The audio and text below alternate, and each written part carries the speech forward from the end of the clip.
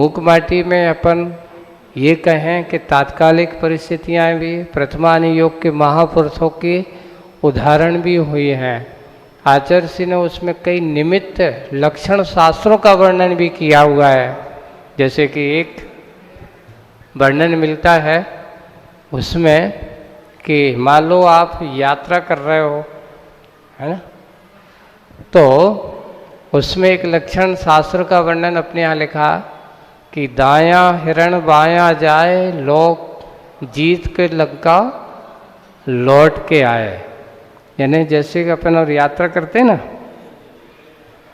यात्रा करते समय अगर आपका रास्ता, जैसे आप जंगल में चल रहे तो दो हिरण आए और चलते हुए तो बाएं से दाएं की ओर जाते हैं, तो ये लक्षण कहता है कि आपकी विजय निश्चित है, आपकी सफलता निश्चित है। और भी ऐसे कई प्रसंगों को समावेश उसमें किया गया है। इसलिए मूक माटी को पढ़ने की ज़रूरत है। मूक माटी को अच्छे से अपन, कई लोग शब्दों में, एक एक शब्दों में अटक जाते हैं, उसको प्रसंग को हम जोड़ करके चलें, थोड़ा सा एकाग्रता से पढ़ें। बहुत सुंदर वर्णन है इसकी। और अगर आप लोगों को अच्छे से समझना है तो अजित देशना के उसमें पूरा मूक माटी के प्रवचन आप उसमें पूरे के पूरे अपलोड हैं। सागर वाचना में चतुर्मास के दौरान पूरा चतुर्मास मूक माटी के प्रवचन ही चले हैं, है ना। तो उसको सर्च करके आप उसमें से निकाल करके एक एक करके सुनना।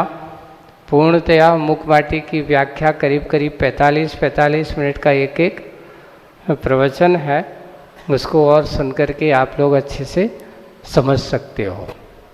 70-80 प्रवचन हैं उसमें मूक माटी के ऊपर, तो उनको अच्छे से सुने।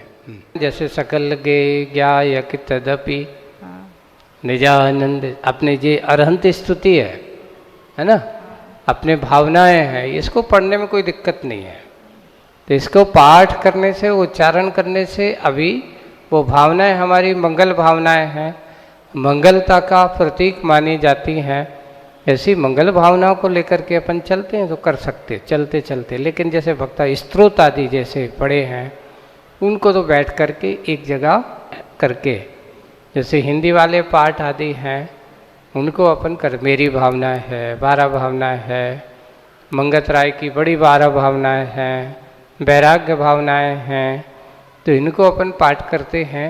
दर्शन स्तुतियाँ हैं, इनको पाठ करने में कोई बाधा नहीं। अपने उपयोग अच्छा है, इधर उधर न जा कर के मंदिर आने के लिए हमारा उपयोग सबसे अच्छी है स्तुति सकल गे ज्ञायक तदपि वाली, है ना। तो वो स्तुति हम करते हुए आते तो बहुत अच्छा है, उपयोग अच्छा बना होता है। उत्तम क्षमा मार्दव भाव है ना। ये क्या है? भाव, अंतरंग की प्रणति से उत्तम क्षमा मार्दव आर्जव भाव हैं। शौच सत्य सत्य संयम तप त्याग उपाय हैं। इनके क्या बताया? उपाय। और आकिंचन ब्रह्मचर्य धर्म 10 सार हैं। अगर आप देखो, सबसे पहले भाव, कैसे भाव होना चाहिए? उत्तम क्षमा के रूप में भाव बनाओ। अपने आप को कैसे बनाओ? मृदु स्वभावी बनाओ।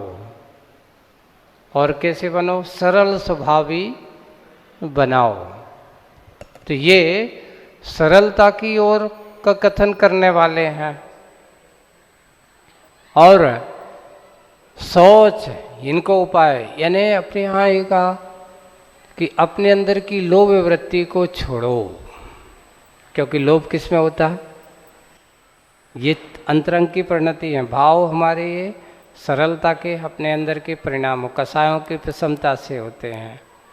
बिल्कुल मान का अभाव कसायों के अभाव में होता है। क्षमा का भाव क्रोध के अभाव में होता है। तो ये हमारे भाव हो गए। लेकिन लोभ किस पे होता है? लोभ कहीं ना कहीं बाहरी द्रव्य से आता है, बाहरी उसमें आता है। तो इस लोभ वृत्ति को, ये उपाय है आपको छोड़ना है। तो सोच धर्म छोड़ने के लिए, मोह अपने अंदर के लोभ को कंट्रोल करने के लिए उपाय कहा। सत्य बोलना आत्मा का उपाय है। संयम धारण करना, अपने इंद्रियों को संभालना, बाहरी के विषय कसायों के चारों तरफ भरे पड़े हैं उनसे अपने आप को दूर रखना। और तप है, जब अपन करते हैं इन तप के माध्यम से 12 प्रकार के तपों को करते हैं, तो ये उपाय की कोटि में है। तप त्याग करना, जो अपन ने रखा हुआ है, जिनसे मेरी मोह आसक्ति है, उसको हमने जब सब कुछ त्याग हो गया तो कैसा बन गया? आकिंचन, कुछ भी नहीं है। ये सार इसके लिए पाना है। मुनि महाराज ऐसे कहा गया कि वो आकिंचन जो होता है जिसने सब कुछ त्याग कर दिया, जिसका कुछ भी नहीं, किंचित मात्र भी जिसके पास आसक्ति का परिणाम नहीं, वो सार कहा जाता है। और ब्रह्मचर्य अर्थात अपने आत्मा में लीन हो जाना, कि आत्मभूत सार, धर्म के सार तत्व को कहा। ये धर्म के 10 द्वार हैं, तो 3 कैसे हो गए? भाव, है ना, और 5 कैसे हो गए? उपाय, और 2 क्या हो गए? सार। तो ये सारभूत हो गए। तो इन सबको अगर आप अच्छे से समझ लेना, तो भाव पहले बनाओ, फिर उपाय को जुटाओ, तो सारभूत तत्व को पाओगे। ये 10 लक्षण के, इसलिए उनको सारभूत कहा, जिनका निष्कर्ष होता है उनके लिए। नरक में देखो सामान्य से पंचलब्धियों का वर्णन किया गया है ना। तो वहाँ पर लब्धि रूप, वहाँ सम्यक दर्शन के कारण धर्मोपदेश आदि नहीं है ना। लेकिन अपने यहाँ लिखा है एक उनका जाति स्मरण और एक वेदनानुभव। नरक में 3 कारण बताए हैं सम्यक दर्शन के। पहला कौन कौन सा कारण है? पहले से तीसरी पृथ्वी तक जाति स्मरण, वेदनानुभव और धर्मोपदेश, तीसरी पृथ्वी तक, है ना। देशना लब्धि सुन करके, जिसको अपन के दूसरों की देशना आदि, जनवाणी की बात आदि सुन करके, अब वहाँ कोई महाराज तो जाते नहीं, लेकिन सम्यक दृष्टि देव तो जाते हैं। जो मुनि राजों की भगवान के समूषण में जाकर के उनकी वाणी को सुनते हैं, उस वाणी को सुन करके वो जनवाणी को वहाँ के उन लोगों को भी सुना करके आ जाते हैं। तो इसलिए देशना लब्धि का कार्य तीसरे नरक तक चलेगा। अब नीचे उनको सम्यक दर्शन का कारण कैसे बनेगा? तो नीचे के सम्यक दर्शन का कारण है कि जाति स्मरण और वेदनानुभव, यानी नीचे के चौथे नरक से लेकर के 7वें नरक के जीवों को भी सम्यक दर्शन की भूमिका बनती है। तो भूमिका बनने में उनकी वहाँ की वेदनाओं को भोगते भोगते वे भी कहते कि काश मैंने ऐसे पाप नहीं किए हुए थे, तो आज मुझे ऐसे दुख हो, जिसको बोलते हैं वेदनानुभव। मैंने ऐसा क्यों किया जो आज मुझे ऐसे कष्टों को सहन करना पड़ रहा है। ऐसा इस प्रकार का वह चिंतन करता है, लड़ता झगड़ता है, अपने आप को बचाता है। तो कसायों की जब प्रसन्नता होती तो उस समय उसको सम्यक दर्शन की भूमिका बनती है। जाति स्मरण, उसको पूर्व भाव के किए हुए पापों का भान होता है। तो जाति स्मरण के लिए भी सम्यक दर्शन का कारण बताया है। तो ये 2 कारण वहाँ के लिए देशना लब्धि नहीं होने के बावजूद भी, करण लब्धि का कारण नहीं मिलने के बाद भी, ये 2 कारण सम्यक दर्शन के वहाँ पर बन जाते हैं। इस प्रकार वहाँ नारकियों के लिए भी, यहाँ सामान्य रूप से भी जीवों के चारों गतियों में सम्यक दर्शन की भूमिका बनाने के लिए सबके लिए अलग अलग कारण बताए गए हैं। जैसे कि मनुष्य त्रैंचों के लिए कौन सा कारण है, तो उन्होंने कहा कि देखो, एक जाति स्मरण तो सर्व जगह है सम्यक दर्शन के लिए। जिन बिम्ब दर्शन है ना, और फिर उन्होंने लिखा है जिन महिमा दर्शन। तो ये किसके कारण, सम्यक दर्शन। जैसे प्रतिष्ठा आदि है, विधान आदि अपन करते हैं, तो ये 3 कारण बताए हैं।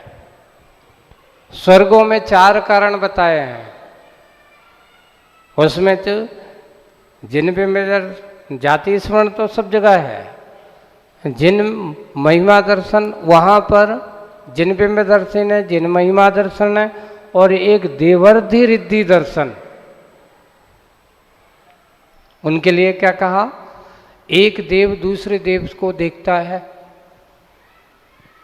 कहता है इनके पास इतनी रिद्धि क्यों है, मेरे पास कम क्यों है। मैंने ऐसा कुछ थोड़ा सा पुण्य अच्छा किया होता तो मैं भी ऐसा सौधर्म जैसा शक्तिशाली बनता। तो देव रिद्धि दर्शन वहाँ पर जिन महिमा दर्शन आदि का कारण भी वहाँ कहा गया है। तो जाति स्मरण भी है। तो देवों के पास 4 कारण हैं, मनुष्य त्रैंचों के पास 3 कारण हैं, नारकी के पास चौथी पृथ्वी 3, और उसके नीचे तीसरी तक 3, और चौथी से लेकर के नीचे मात्र 2 कारण बनाएंगे। तो इस सम्यक दर्शन में वहाँ देशना लब्धि आदि जो है, इनके निमित्त से वाणी आदि सुनने से उनके लिए सम्यक दर्शन आदि का कारण बन जाता। देखो, अपन को मंदिर नहीं आ पाए, किसी कारण से नहीं हुआ, तो अपन भाव भक्ति के साथ मंदिर में जो अपन विधि करते हैं वहाँ बैठ कर के अपन को वो क्रिया करना चाहिए, ध्यान लगा करके, है ना। और एक महामंत्र नवोकार मंत्र की माला जरूर फेरना चाहिए, है ना। और अगर नहीं है तो समय मिलता है तो भक्तांबर स्तोत्र आदि का पाठ भी अपन, अगर आपके पास किताब है, मोबाइल पे आजकल तो सब जगह मिल जाता है, तो उसका पाठ हमें ज़रूर करना चाहिए। लेकिन कोशिश करना चाहिए कि हमारा मंदिर नहीं छूटे। अम्बावरीश जाति के असुर कुमार यानी भवनवासी देवों का एक भेद है। तो वहाँ पर अम्बावरीश जाति के देव जो हैं वे भी नारिकियों जैसे बन जाते हैं वहाँ पर। उनका भी भीभत्स रूप, देखो वैकृक शरीर में देवों के पास उनका रूप स्वरूप बहुत सुंदर होता है, कभी कुरूप नहीं होते। लेकिन जहाँ जैसे देश में रहो वैसे वे भी क्या बन जाते हैं, उनको डराने के लिए, उनको लड़ाने के लिए, तो उनका रूप भी वैसा हो जाता है। तो वो अम्बावरीश जाति के देव, वे उनका काम क्या है, मान लो कोई एक देव आपस में नारकी बैठा है तो उनको उकसाना, देख उसके पास अवैध ज्ञान ज़्यादा है, नारकियों को जो जिसके पास है उसके पास अवैध ज्ञान कम है। तो उसने क्या किया, अवैध ज्ञान से लगा करके वही मिथ्या दे, ये तेरा दुश्मन है, तू जब ऐसा था तो इसने तेरे साथ ये किया था, अब उसको गुस्सा आ जाएगी तुमने मेरे साथ ऐसा किया था, तो वो उसके ऊपर प्रहार। बस जब दोनों लड़के चालू हो जाते वो धीरे से क्या कर जाता, खिसक के, अब इनका काम हो गया, अपना काम लड़ाने का काम, ऐसे ही। तो वे देव हैं, नारकी नहीं है। देखो उस समय जब अपन मारते हैं या वो कुछ करते हैं, एक दूसरे के प्रहार करते हैं, संक्लेश परिणाम तो होते हैं, हाँ। क्रोध आदि का सहायता तो होती है, तो उस समय वो कर्म का बंध करता है। अब विशेषता ये कि आप लोग एक सोचना चाहिए कि नारकी के लिए वहाँ मारने के लिए लाठी तलवार कहाँ से आती, वहाँ तो वनस्पति है नहीं है। तो उनके ये ध्यान रखना, वे नारकी स्वयं अपने शरीर को लाठी अस्त्र शस्त्र स्वयं बना लेते। उनके आप लोग जो कहते हैं वहाँ बैतरणी नदी है, हाँ। तो वे नारकी अपने आप को उस जली के रूप में ऐसा ढाल देंगे और वो उसमें बड़े बड़े कीड़े बना लेंगे क्योंकि उसको दुखना है। तो वहाँ पर वो ही विक्रिया का सारा स्वरूप है, यानी उससे अपने शरीर को ही सब कुछ। चाहे एक देव ने देखा एक वृक्ष का रूप धारण कर लिया। जैसे वहाँ पे मिलते हैं कि सेमर वृक्ष, तो उसके पत्ते बड़े पहने हैं। जैसे ही वो कोई आकर के बैठा पेड़ समझ करके, वो वहाँ से सीधे उसने गिरते हैं।